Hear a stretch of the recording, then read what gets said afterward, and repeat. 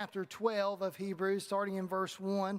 If you haven't been with us for the last few weeks, we've been having a conversation about faith and what is faith.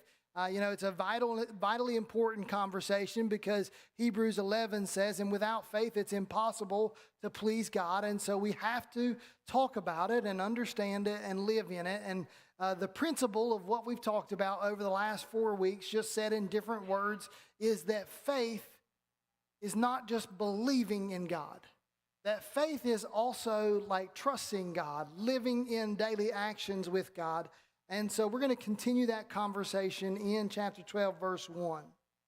December 17th, 1903 was an important year for our country and the world that we live in. Two brothers in Kitty Hawk, North Carolina, after 4 years of experimenting and working, they discovered that the little machine that they built could fly. Their names were, the Wright brothers, Wilbur and Orville. The first flight that they took off on that day lasted 12 seconds, the second 15 seconds, and the third 59 seconds, and they flew 120 feet. They sent a telegram back to Ohio to their sister Catherine that was short and sweet to the point. It said this: "We have flown 120 feet and we'll be home for Christmas." Catherine excitedly goes to the local news station and goes to the editor of the news station, and she shows that editor the telegram, and the editor missed the first part and said, "Oh, that's so sweet. The boys will be home for Christmas." But that day, our world changed. And in fact, we could trace back lots of the ways that we travel back to December 17th, 1903. And the issue in that story is the editor had missed the point. And I want to go back to Hebrews and remind us not to miss the point. Hebrews chapter 12, verses 1 through 3. "Therefore, since we are surrounded by such a great cloud of witnesses, let us throw off everything that hinders and the sin that so easily entangles, and let us run with perseverance the race marked out for us, fixing our eyes on Jesus, the pioneer and perfecter of faith. For the joy set before him, he endured the cross, scorning its shame, and sat down at the right hand of God, the right hand of the throne of God. Consider him who endured such opposition from sinners, so that you will not grow weary and lose heart." So this morning I want to do a Bible study of Hebrews chapter 12. And so the first thing that we notice is a connection to chapter 11. And it says, since we are surrounded. What are we surrounded by? The Hebrews 11 talks about all of those stories of Old Testament people who live by faith. And we're surrounded by them, and they're watching to see what you and I as Christians will do today and how we live out that same faith that they once had. I want you to close your eyes with me and imagine, and we're trying to put ourselves into this picture of what the book of Hebrews is trying to communicate. So close your eyes. As you step into the field, the roar of the crowd is deafening. You can feel the energy and the excitement pulsing through the air, and your heart is racing with anticipation. The bright lights illuminate the stadium, and you can see the sea of faces in the stands cheering you on. The adrenaline surges through your body as you take your position, and you know that this is the moment for you to shine. The crowd's energy is infectious, and you feel yourself rising up to the occasion, ready to give it your all. As the game begins, you feel the intensity building with each move, and the crowd erupts in cheers. It was as if you were playing the game together, united in love for the game. Despite the pressure, you feel a sense of elation and joy, knowing that you're living your dream and entertaining the masses. In this moment, you will never forget the surrounding of the huge crowd, and you'll feel alive like never before. Open your eyes. Did you feel it with me? That's what the author of Hebrews is trying to get us to put ourselves in this mindset of we've stepped out onto the field, and while we're out on the field or on the court, there's a great crowd of people surrounding us, and yet we still have one singular purpose, and that's to play the game that we're out there to play. And so you may start thinking of yourself of that pressure as an athlete. Maybe you thought of baseball. Maybe you thought of football. Or maybe you're just like the author of Hebrews and thought about stepping up to the block in a track meet, ready to go with your eyes focused. You prepared yourself for that heart-pounding moment. Not just prepared yourself for a day or two, but prepared yourself for months on end. What does it look like for you and I to prepare for the race that is marked out for us? Where we step up to that starting block, and the preparation looks like this. Verse 1. Let us throw off everything that hinders and the sin that so easily entangles. You never see someone ready for that gun to go off and ready to start their race in a suit and tie, do you? No, because what ends up happening is they've prepared for months on end for this race. They have put on as least amount of clothes that they possibly can put on so that their race is not restricted. And so that they can run with purpose and intensity. You know, I think about, when I think about this passage and throwing off things that don't fit, like if you have a coat that doesn't fit in your closet, most of us in the room donate it or get rid of it. We don't leave it sitting for years on end.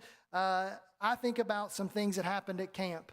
I went to camp as a kid, and it's a Christian camp, and we would play these games, Water Olympics. And before you judge the camp, we were all grown people that could walk and stand in the water when we were playing this game, so don't judge us. But there was a relay called the sweater relay. And what you would do is one person would put on a sweater in the shallow end, and they would go from one side to the other. And eventually what would happen is when you got to the other side, that person put on the sweater you were wearing, and they put on another sweater. And it would go back 3 to 4 times. And the fourth person ended up wearing 4 sweaters or 4 clothing objects that you don't normally swim with. And no matter how good of a swimmer they were, no matter how strong they were, they struggled to get across the pool because sweaters aren't made for swimming. And that's what the writer of Hebrews says, is that in preparation for the race that God has given us and the purpose that He's given us, we have to throw off sin. And it's actually a painful process because it will take you having deep self-reflection and repenting before God of the things that you have chosen over Him. It's not an easy process, but it's necessary to fulfill the purpose that God has in your life. By throwing off sin, you are leaving room for growth in your life, leaving room for focus, and renewing a sense of purpose and clear conscience in your own heart. It's a journey of being patient, determined, and committed to living in integrity and authenticity. And what's the dilemma with that? You see it there in verse 1. And let us run with perseverance the race marked out for us. You kind of get a sense of it pretty quickly there when it says the word perseverance. That doesn't say perseverance for rainbows and lollipops, right? It says the race. That Greek word for race is the word agona. Y'all recognize our English word? Anybody? I'll wait. Agony, right? The race that is lined out for us because it's the race that Jesus already ran. It's marked out by God, and what it is a path of struggle and pain. And the problem in our world with struggle and pain is that anytime something gets hard, what do most people do? They stop running. Tyndale commentary on the book of Hebrews says it like this. It says, no athlete can expect to win without determination and endurance, pressing to the end despite the difficulties. Don't believe me about people stopping running the race? You and I live in a small rural county in Virginia, in the Bible Belt of America, and there's a church on every small town road, and yet, in the latest population census, 61% of our population says they are non-affiliated with any religion. And if you don't believe that that's the statistic, that's fine. You can look at the anecdotal evidence in your life of people who continually walk away from God-given purposes because they have missed the point of following Him and in His footsteps and the struggle that will come along with that. They've kind of went the way of the kids' song. Most of us probably sing this to our kids. It's row, row, row your boat gently down the stream. Merrily, merrily, merrily, life is but a what? Life is but a dream. And they went the way of this song and simply said, I'm just going to go and live my dream. If that's you today, I want to give you some convincing proofs that might help you believe in God a little bit. And the first comes from C.S. Lewis's Mere Christianity. And here's what he says. One of the first reasons why he believed in God was an appeal to a moral law and code. And the way that he found that most people believed in a moral law was the way that they argued. Right? That most people didn't just say, well, we just said so, and that's the way we want it, and so do it. No, most people, when they argue, they appeal to a sense of right, a sense of fairness, a sense of justice. And those three things let us know that they believe that the world at some level was created with order in it. Let me give you some examples of how people might fight that would show you they believe in right and wrong and a fairness. Maybe it's something like this. I do more of the share of the work at this house. And we call those people spouses. Or he got a bigger piece of dessert, or she gets fewer chores, or they have a later curfew. It's not fair. And we call those people siblings. Or maybe it's, you're a miserable boss, and this is a miserable place to work. It's a sweatshop, and I am criminally underpaid. And we call those people unemployed.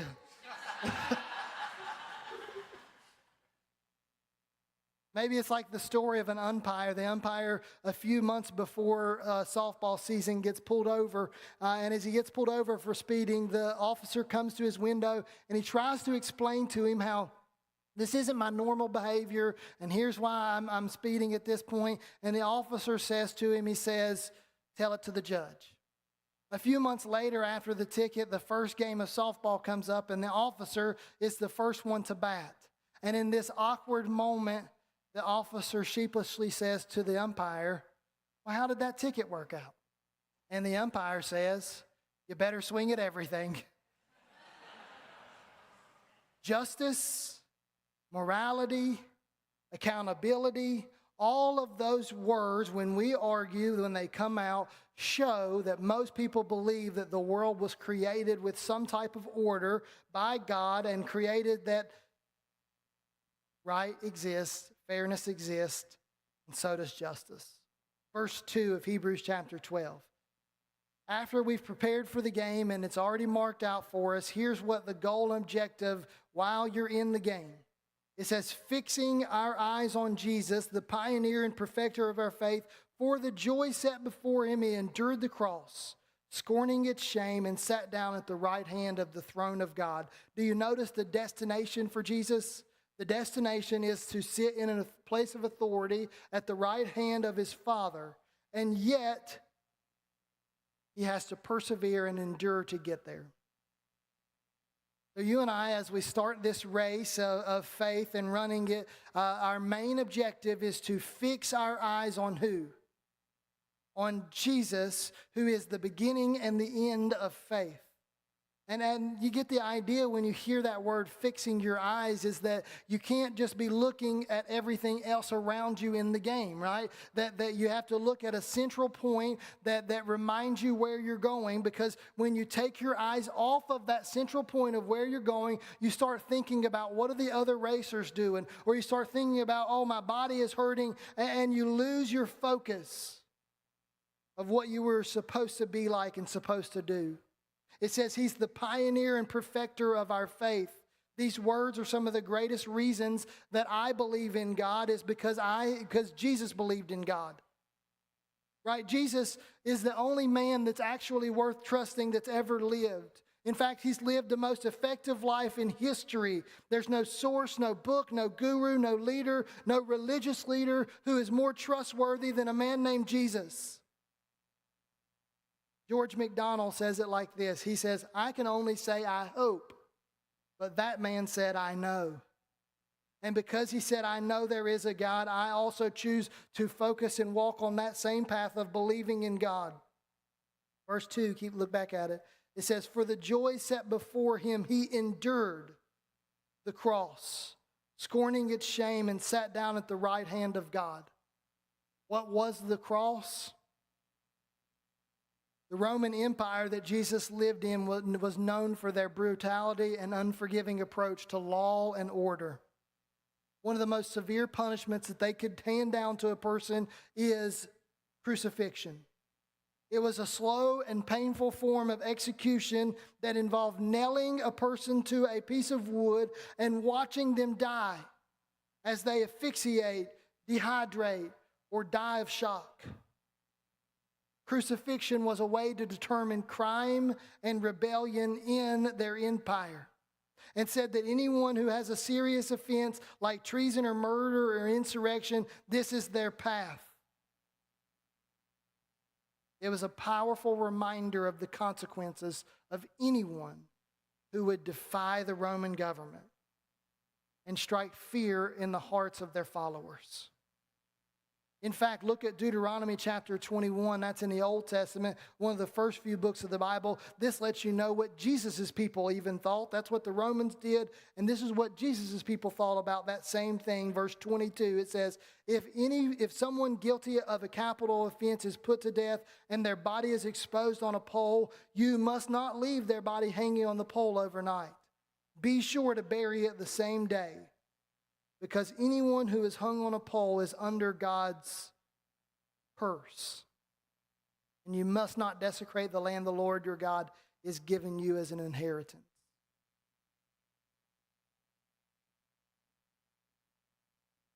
And he, what does it say? For the joy set before him, he scorned that shame. Not that he didn't believe in it, but he had something of a greater purpose.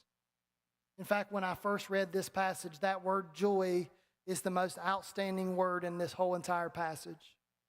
Because for me, it's hard to equate crucifixion with joy. And what was this joy? That he went there with a purpose to reunite a broken humanity with their God and Creator who was perfect. And because he went with a purpose that was greater than himself and was for other people, that he had something called joy. And our culture is obsessed with the word happiness. Right? We think happiness is everybody's end goal. Just live a life where you're happy. But joy, where you have a life of purpose and fulfillment and purpose for other people and not for yourself, is the great secret of the Christian faith. John Ortberg says it like this. He says, the joy of the Lord is not that you are happy when you go to church or happy when you sing hymns or happy when you're quoting Bible verses. It is the joy that will finally come when you one day face to face, crystal clear, see that which you were made for. And you and I, while we're in the middle of this race, our job is to keep our eyes focused on Jesus. What does this mean? That our minds and hearts are centered around his teaching and his example. We're guided by his love and compassion and grace. Keeping our eyes fixed on Jesus, we are reminded of the importance of faith, forgiveness, and humility. And we're inspired to live lives of service to other people, seeking justice and peace in the world.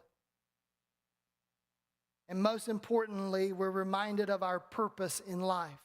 It's not simply to accumulate more possessions or achieve great success, but our purpose and meaning is this: to live by God's love and grace always, guided by that in the journey that we walk through in life.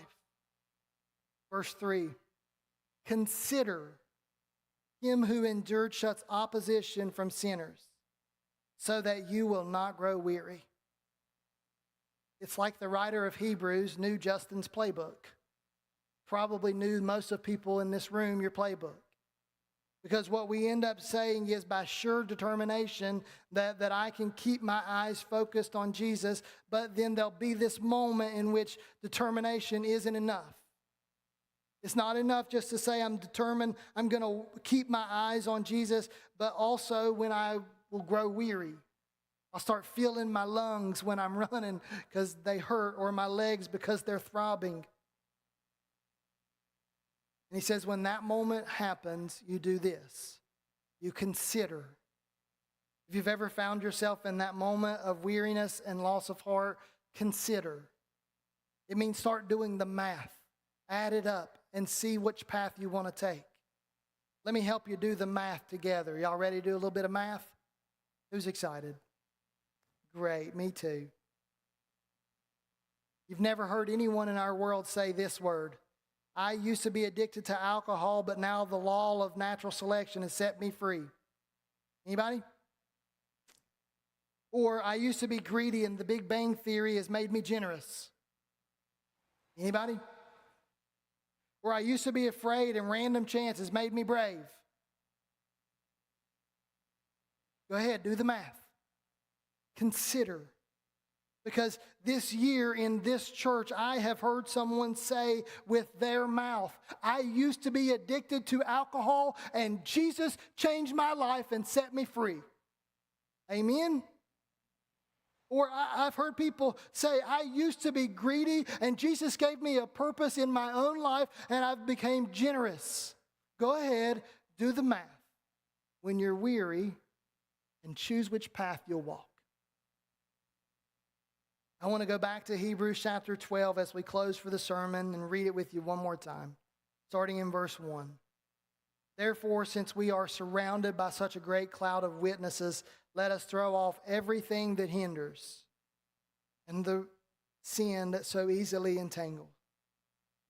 Let us run with perseverance the race marked out for us, fixing our eyes on Jesus, the pioneer and perfecter of our faith.